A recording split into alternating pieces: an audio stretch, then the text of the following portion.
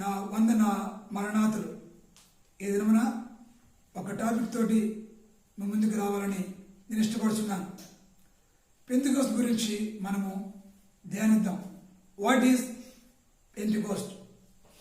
Pentecost అనగా ఎబ్రీ భాషలో షావత్ అంటారు, అనగా weeks or festival of weeks, వారముల పండుగ.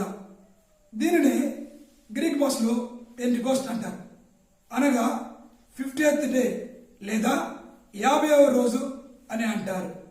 ఇశ్రాయేలీయుల ప్రజల ఆ 7 పండుగలు ఒక ఆత్మీయ అర్థము కూడి ఉన్నవి. మొదటి 4 పండుగలు ప్రభువారి యొక్క మొదటి రాకడకు నుంచి ఆరోహణమై ఆత్మ కుమరి వరకు దానికి సాదృశ్యంగా ఉన్నది. మిగిలిన చివరి 3 పండుగలు ప్రభువారి యొక్క రెండవ రాకడకు సూచనగా ఉన్నాయి. మొదటి 4 పండుగలు మనం సూచన గమనిద్దాం. పస్కా పండుగ పాత నిబంధనలో గొర్రెపిల్ల అయితే, క్రొత్త నిబంధనలో ప్రభువారే పస్కాగా ఉన్నారు. రెండవ పండుగ పొంగని పులి రొట్టెల పండుగ, అనగా ఏ క్రొత్త నిబంధనలో ఏ పాపము లేని యేసు ప్రభువారే దానికి సాదృశ్యంగా ఉన్నారు. మూడవది ప్రథమ ఫలముల పండుగ. ప్రభువారే పునరుద్ధాన దినమున ఆయన ప్రథమ ఫలముగా లేచి ఉన్నాడు. నాలుగవది పెంటెకోస్తు పండుగ, అనగా వారముల పండుగ. అనగా కొత్త నిబంధనలో ఈ యొక్క పండుగ మేడగదిలో దేవదేవుడే ఆదరణకర్తను పరిశుద్ధాత్మ దేవుడిని పంపించినట్టుగా మనం చూస్తున్నాం. ఈ విధముగా మొదటి 4 పండుగలు ప్రభువారి యొక్క మొదటి రాకడకు సూచనగా ఎంతో ఆత్మీయ అర్థంతో కూడి ఉన్నది. అదేవిధముగా ప్రియమైన దేవుని బిడ్డలారా, మనం గమనించుకుందాం. పెంతెకోస్తు నాడు జరిగిన సంఘటనలు. Actually what is happened on the day of Pentecost? శిష్యులు ఎంతో భయంకరముగా, భయముతో, దిగులుతో, చింతతో, నిరుత్సాహంతో, ఆందోళనతో ఉన్న శిష్యులు మేడగదిలో ఉన్నప్పుడు ఒక్కసారిగా అపోస్తల కార్యములు 2వ అధ్యాయము మనం చూస్తాం. ప్రారంభం నుంచి పరిశుద్ధాత్మ దేవుడు అగ్ని వలె, గొప్ప గాలి వలె, అగ్ని నాలుకల వలె తన శిష్యుల మీద ఒక్కొక్కరి మీద వాలినప్పుడు వారిలో జరిగిన గొప్ప మార్పు, భాషలతో మాట్లాడుట. ఆ దినమున ప్రపంచ దేశాల నుండి గతములో చెదిరిపోయిన యూదులందరూ కూడా ప్రతి ఏటా యెరూషలేమునకు పస్కా పండుగ దగ్గర నుంచి పెంటెకోస్తు పండుగ వరకు ఆ 4 పండుగలను జరిగించడానికి, వాటిలో పాలు పంచుకోవడానికి ప్రపంచ దేశాల నుండి యూదులు అక్కడికి వచ్చుట ప్రతి సంవత్సరము వారికి భక్తి శ్రద్ధలతో కూడిన ఒక అలవాటు. ఆ క్రమంలోనే వేల మంది, లక్షల కొలది చరిత్ర చెప్పుచున్నది. పస్కా పండుగ దగ్గర నుంచి పెంతెకోస్తు పండుగ వరకు యెరూషలేం పట్టణంలో, చుట్టుపక్కల గ్రామాలలో వేల లక్షల మంది ప్రజలు ఉన్నట్టు చరిత్ర మనకి రుజువులో కనబడుచున్నది. పెంతెకోస్తు రోజున యాక్చువల్గా పెంతెకోస్తు అనగా ఇట్ ఈస్ ఎ గిఫ్ట్. దేవుని బిడ్డరా, ఇంకా పెంతెకోస్తు ఇంకా ఏమేమి చేసింది? పెంతెకోస్తు ప్రపంచ దేశాన్ని షేక్ చేసింది. ఇంకా పెంతెకోస్తు నాడున ఆ యొక్క ఇశ్రాయేలు ప్రజలే జరుపుకునే ఆ పండుగను ప్రపంచ దేశాలకి పెంతెకోస్తు పండుగను పరిచయం చేసింది. ప్రియమైన దేవుని బిడ్డలారా, అదే కాకుండా ఆ మేడగదులు ఆ చప్పుడు విని, భయంకరమైన భాషలు చప్పుడు విని వేల మంది ప్రజలు అక్కడికి వచ్చారు. వారు చూసి వీరు మాయా దేశాలలో, అటు ఫ్రాన్స్ కావచ్చు, బ్రిటన్ కావచ్చు, అమెరికా కావచ్చు, జర్మనీ కావచ్చు, వీరు మాయా సొంత భాషలలో, మా దేశ భాషలో వీరు మాట్లాడుతున్నారని వారు ఆశ్చర్యకు చెంది ఉన్నారు. చూసారా? అనగా పెంతెకోస్తు ఏం చేసింది? ప్రపంచ నలుమూల నుంచి వచ్చిన యూదులందరినీ, అనేక వేల మందిని ఆశ్చర్యానికి గురి చేసింది. ప్రియమైన దేవుని బిడ్డలారా, మనం గమనిస్తున్నామా? అదే విధముగా యోవేలు గారు యోవేలు రాసిన గ్రంథంలో 2వ అధ్యాయము 28 నుంచి 29 వరకు కూడా ప్రవచనం నెరవేర్పు జరిగింది. చూశారా? అంత మాత్రమే కాకుండా ఇంకా శిష్యులు వారి భాషల్లో, అనేకమైన పరిశుద్ధాత్మ భాషల్లో దేవుని యొక్క కార్యాలు వివరిస్తూ ఉంటుంటే అక్కడ ఉన్న ప్రజలు చూచి ఎంతగానో వారు ఆశ్చర్యానికి, వీరు చేపలు పట్టేవారు కాదా, వీరు చదువులేని వారు కాదా, వీరేంటి ఇలాంటి ఫిలాసఫీ మాట్లాడుతున్నారు, తత్వం మాట్లాడుతున్నారు, ఎంతో జ్ఞానంతో ఉన్న భాష మాట్లాడుతున్నారు, మేమెంతో కష్టపడి ఆయా దేశాల్లో నేర్చుకున్న భాషలు వీరు సులువుగా ఈ భాషలో మాట్లాడుతున్నారు అని వారు ఎంతగానో దే హావ్ సర్ప్రైజ్, వారు ఒక ఆశ్చర్యానికి వారు గురయ్యారు. ప్రియమైన దేవుని బిడ్డలారా, గమనించారా? నేడు కూడా అదే దేవుడు మన మధ్యలో సంచరిస్తూ ఉన్నాడు. పరిశుద్ధాత్మ దేవుడు నేడు కూడా మన మధ్యలో సంచరిస్తూ ఉన్నాడు. ఇంకా చూస్తే పెంతెకోస్తు దినమున పేతురు గారు తన 11 మంది తోటి సహోదరులతో లేచి నిలబడి అనేక విషయాలను వారికి బోధించాడు. పిరుగుతనంతో ఉన్న పేతురు, భవిష్యత్తు గురించి దిగులతో ఉన్న పేతురు, నా జీవితం ఏమైపోతుందో అనుకున్న పేతురు, ప్రతిరోజు ఎలా జీవనాన్ని గడపాలి, ఆహారం ఎలా సంపాదించుకోవాలి, నా భవిష్యత్తు ఎటుపోతుంది, దేనికి ఇదంతా అనే ఒక ఆందోళనతో ఉన్న పేతురు లేచి నిలబడి వారికి బోధిస్తుండగా, ఆ రోజున పెంతెకోస్తు నాడు రోజున దరిదాపుగా 3000 మంది ఆ బోధ విని యేసు స్వామిని, యేసు ప్రభువారిని అంగీకరించారు. అంగీకరించడం కాకుండా వారు అడిగారు, మేమేమి చేయాలన్నప్పుడు ఒకటే పెద్దగా చెప్పారు, మీరు రిపెంట్ అండ్ బాప్టైజ్ అని చెప్పారు పేతురు గారు. మీరు మీ పాపం నిమిత్తం పశ్చాత్తాపం చెంది వారు మనసు పొంది బాప్తిస్మం ప్రభు నామములో పొందండి అని పేతురు గారు చెప్పగా, వారు ఆ రోజున 3000 మంది వారు ప్రభువుని అంగీకరించి రక్షించబడ్డారు. అనగా ఆ రోజునే ఈ భూలోకములో క్రీస్తు సంఘము పుట్టినది. 3000 మంది ప్రభువుని అంగీకరించారు. ఎంత ఆశ్చర్యమండి! వారు ఆ ప్రజలు, ప్రపంచ నలుమూలల నుంచి వచ్చిన యూదులైన ప్రజలు యేసు ప్రభువారిని, పరిశుద్ధాత్మ దేవుడిని వారి వారి దేశాలకి మోసుకొని వెళ్ళినట్టుగా చరిత్ర మనకి రుజువుపరుస్తూ ఉన్నది. వారు నమ్మారు,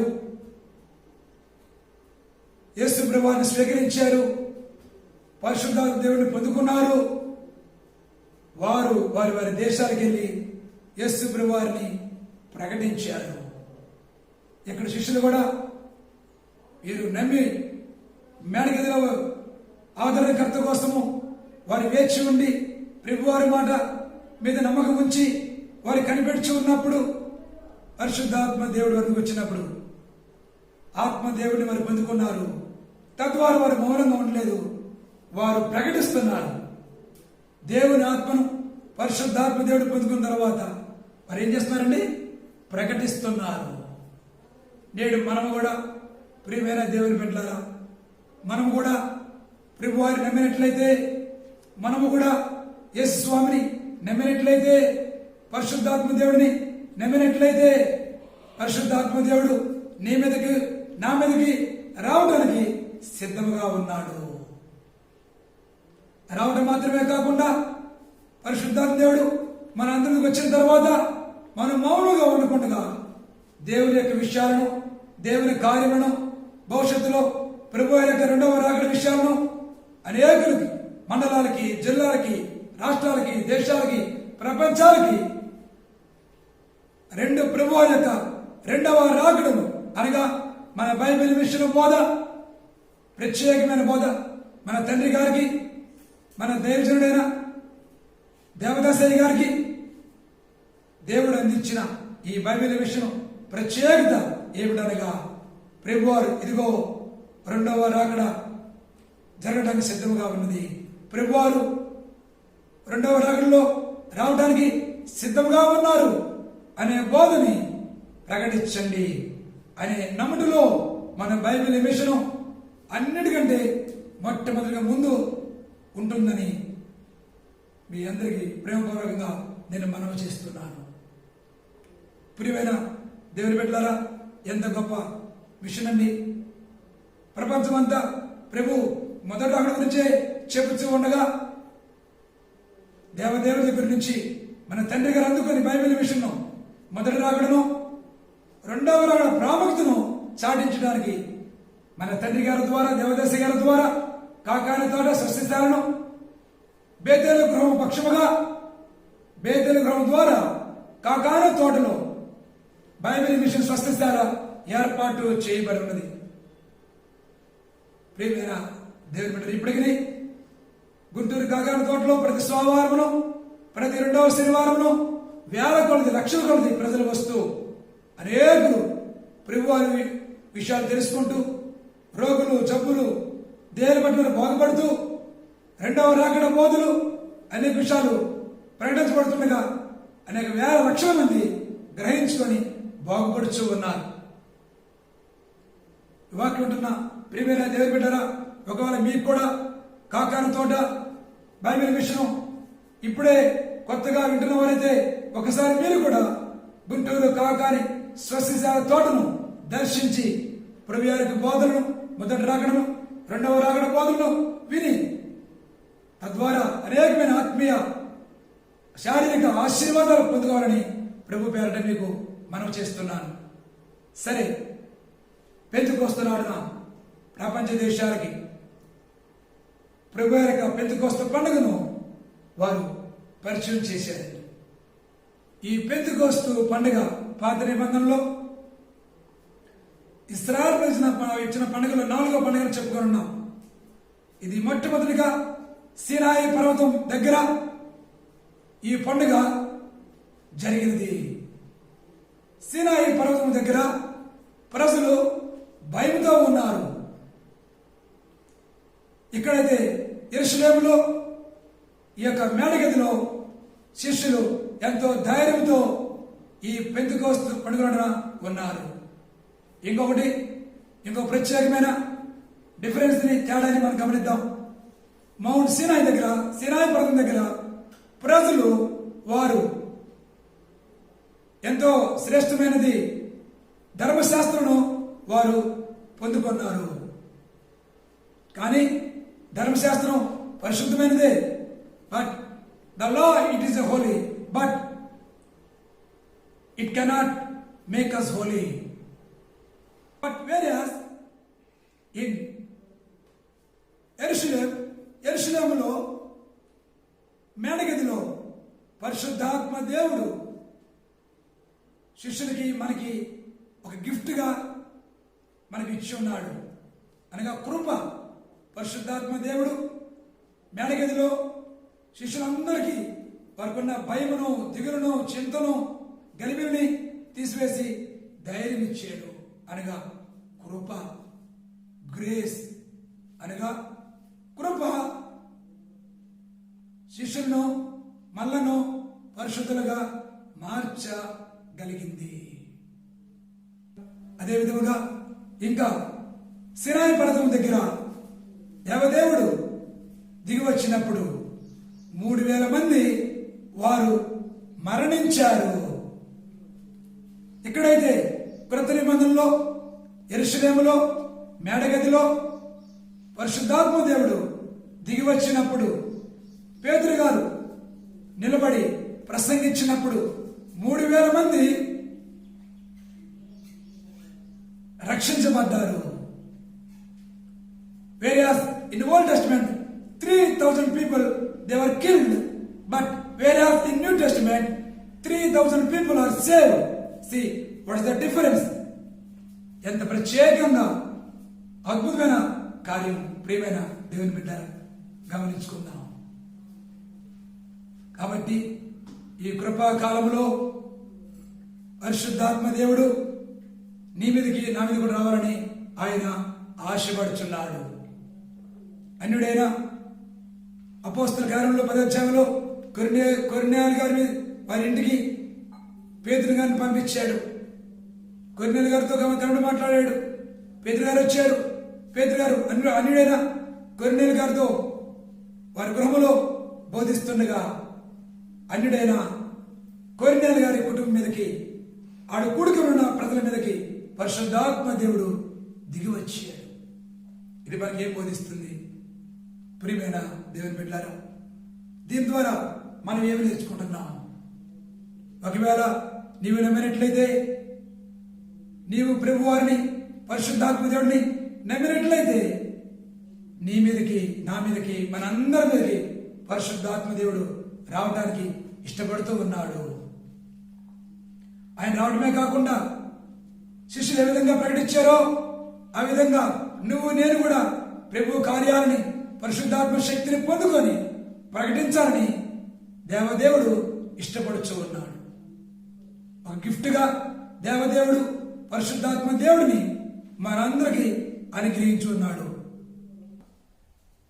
మనం పరిశుద్ధాత్మ దేవుడిని నమ్మినట్లయితే ఆయన మన మీదకి, మన లోనికి వచ్చి నివసించి మన ద్వారా అనేకమైన కార్యాలు, అద్భుతాలు, వింతలు, ఆశ్చర్య కార్యాలు జరిగించడానికి ప్రభువారు ఇష్టపడుచున్నాడు, సిద్ధముగా ఉన్నాడు. గ్రహించుకుందాం. ఆయన పెంతుకొస్తనగా ఒక బహుమానం, పెంతుకొస్త పండుగనగా పరిశుద్ధాత్మ దేవుడిని దేవదేవుడు మనకి ఒక బహుమానముగా ఇచ్చివేసినాడు. ఎంత గొప్ప కార్యం ప్రియమైన దేవుడారా. మనం ఒక చిన్న కథను చెప్పుకొని ముగించుకుందాం.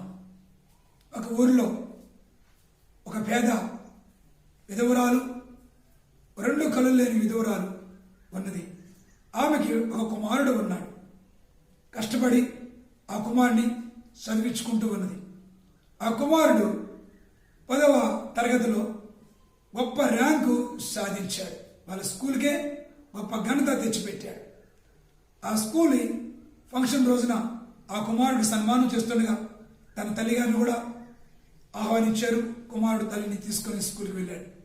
స్కూల్ యొక్క కుమారుడు యొక్క గొప్ప ఆ ఫంక్షన్లో అనేకులు కుమారుడిని మెచ్చుకొంచు అభినందిస్తున్నప్పుడు తన తోటి స్నేహితులు నీ తల్లికి కళ్ళు లేవా అని ఎక్కిరించారు, హేళన చేశారు.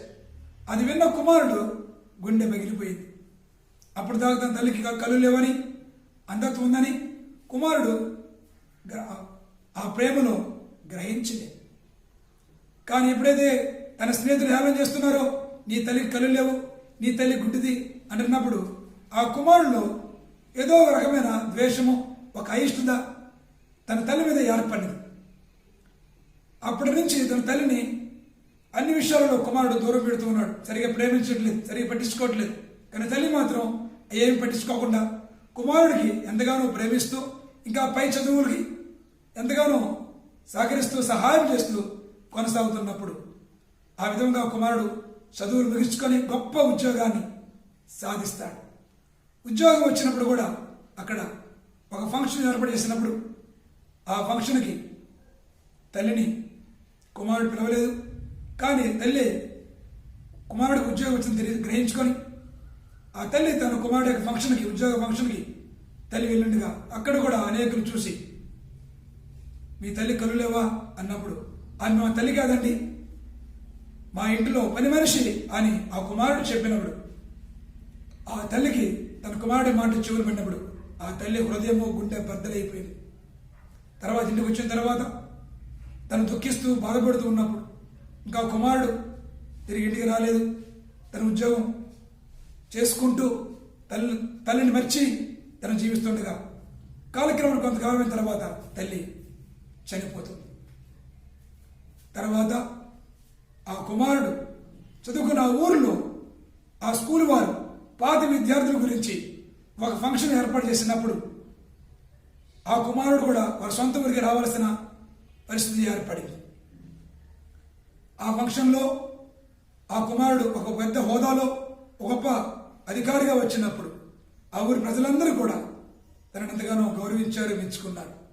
కానీ ఆ ఊరి పెద్దలు ఆయన నీ తల్లి యొక్క చనిపోయినప్పుడు రాలేకపోయే అడిగినప్పుడు ఆ కుమారుడు ఎంతో ప్రయత్నించాను కానీ వీలు కుదరలేదని అబద్ధం చెప్పాడు.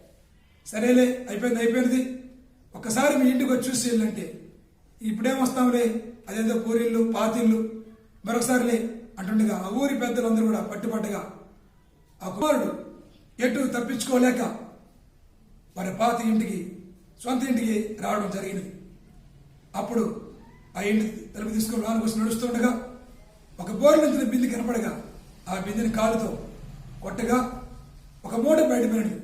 ఆ మూటలో ₹1,00,000 డబ్బులు ఉన్నాయి, ఒక రాసిన కాగితం ఉన్నది. దాన్ని తీసుకొని చదువుతుండగా ప్రియమైన నా కుమారుడా అని మొదలుపెట్టి ఉండగా చదువుతూ ఉండగా, నాయన చిన్నప్పుడు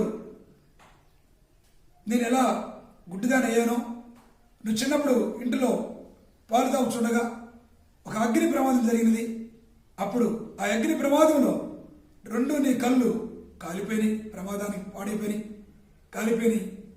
అప్పుడు నేను పరుగున హాస్పిటల్ పోయినప్పుడు డాక్టర్లు చెప్పారు, అమ్మా మీ కుమారుడి కళ్ళు ఇంకా రావన్నప్పుడు ఇతరుల కళ్ళు ఏమన్నా ప్రయత్నం చేద్దాం ఎవరైనా వస్తే అన్నప్పుడు, ఇతరుల కళ్ళు అక్కర్లేదయ్యా, నా కళ్ళే, నేను నా జీవితం అయిపోతుంది, నా కుమారుడు వెలగాలి, పెద్దవాడు కావాలి, గొప్పగా ఉండాలన్నప్పుడు వాళ్ళు ఎంతగానో వద్దన్నారు. అయినా నేను బలవంతం చేసి నా కళ్ళు నా కుమారుడికి పెట్టమని బతిమాలినప్పుడు వారు ఆపరేషన్ చేసి నా కళ్ళు తీసి నీకు ఆపరేషన్ ద్వారా ఆ 2 కళ్ళు అమర్చారు నాయన, అందువల్ల నేను గుడ్డిదాన్ని అయ్యాను అని చెప్పినప్పుడు ఆ కుమారుడు అక్కడే మోకరించి గుండె బద్దలై ఏడ్చి, అమ్మా నా కోసం నువ్వు గుడ్డిదాన్ని అయ్యావా, గుడ్డివాడిని నాకు నీ కళ్ళు నాకిచ్చి నువ్వు ప్రపంచాన్ని చూడలేకుండా ప్రపంచాన్ని చూసే భాగ్యం నాకు ఇచ్చావా అమ్మా, నువ్వు సమస్తం నా కోసం కోల్పోయావమ్మా అని ఆ బిడ్డ, ఆ కుమారుడు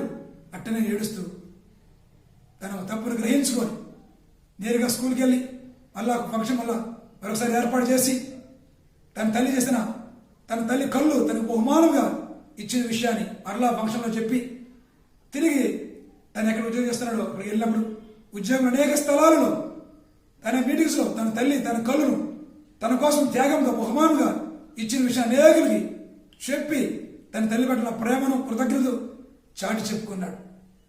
అదేవిధంగా మన ప్రభువారు కూడా పొరలోకి విడిచి భూలోకి వచ్చి తృప్తుడిగా శిలువలో ప్రాణం పెట్టి పాతి పెట్టబడి 3 దినం లేచి ఆరోహణమై 50వ రోజున భూలోకములో మేడగదిలోకి ఒక పరిశుద్ధాత్మను బహుమానముగా శిష్యులకు ఇచ్చివేసినాడు. శిష్యులే కాదు, ఇప్పుడు మనకి కూడా ప్రపంచమంతా నమ్మిన ప్రతి ఒక్కరికి పరిశుద్ధాత్మ వరం గిఫ్ట్గా మనకు అందించిన దేవుడు. మనం ఎంతగా ప్రభువారిని కృతజ్ఞత కలిగి ఆయన చేసిన కార్యాలు, ఆయన రాకడ సువార్త, 2వ వాక్యమును, 2వ రాకడని ప్రపంచమైన సాధించిన బాధ్యత నీ మీద నా మీద ఉన్నది. కావున మనం గ్రహించుకొని ఈ గొప్ప పెద్దగొస్త పండుగ దిన చేసిన కార్యాన్ని తలంచుకొని సంతోషం గంతులు వేస్తూ మనం ముందు సాగే వారముగా ప్రభు మనకు సహాయం చేయదు కాక. ఆమేన్. ప్రార్థన చేసుకుందాం. పరిశుద్ధ తండ్రి యేసయ్య గొప్ప దేవానికి స్తుతి స్తోత్రాలు. ఈ పెంతెకోస్తు పండుగ దినమున అయ్యా హోలీ స్పిరిట్ ను బహుమానముగా మా అందరికి ప్రపంచ దేశానికి అందించిన స్వామి మీకు స్తుతులు స్తోత్రాలు తండ్రి. ఇక ఈ వాక్యం ఉంటున్న నీ బిడ్డలో కూడా పరిశుద్ధాత్మ దేవుడా బలపరిచి ధైర్యపరిచి నేను మీ పరిశుద్ధాత్మను వరముగా మీరు ఇవ్వబోతున్నందుకు ఈ వాక్యం వింటున్నది అనేకులు ప్రభు తండ్రి మీరు కార్యం జరిగిస్తున్నందుకు నమ్మి స్తుతించుకుంటూ త్వరగా రానే ఉన్న యేసుస్వామి పేరట ప్రార్థించుకుంటున్నాం పరమ తండ్రి. ఆమేన్. ఈ వాక్యం విన్నా ప్రియమైన దేవులారా, ఈ వాక్యం మీకు ఇష్టమైనవి నచ్చినట్లయితే లైక్ చేయండి, షేర్ చేయండి, సబ్స్క్రైబ్ చేస్తారని మీకు నా నిండు వందన మరణాతులు. ఆమేన్.